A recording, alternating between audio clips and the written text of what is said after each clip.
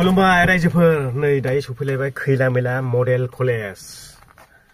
नोंथांमोना भिडिअखौ नायलांबायल' थादो जों मानो बे मडेल कलेजाव दंफैयो दिनैहाय मडेल कलेज बेनो रायजोफोर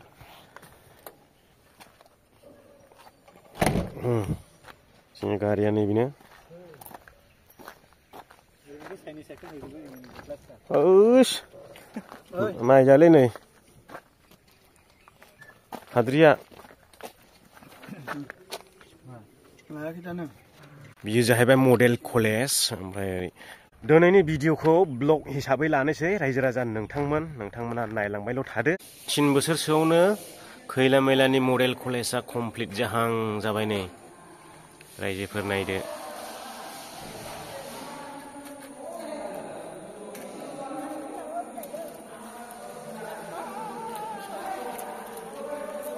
बिल्डिंआ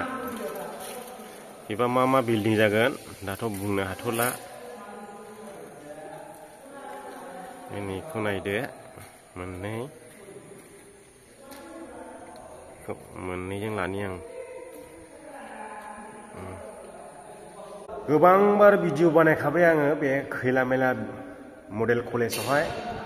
आरो दिनैहाय लाबावनाय जाबाय आरो दासिमबो हायाखै माने 3 बोसोरसो जाबाय दा आंखौ बानायनानैहाय ओमफ्राय बेयावनो कमप्लिट जाहां नुबाय आरो आं दा गाहायाव ओंखारलांनोसै बेयो बै बिल्डिंआ बेकग्राउन्डनि बियो एकदम नैबे मेन बिल्डिं स्कुल बिल्डिं बिनि उनाव बे जाबाय मडेल कलेजनि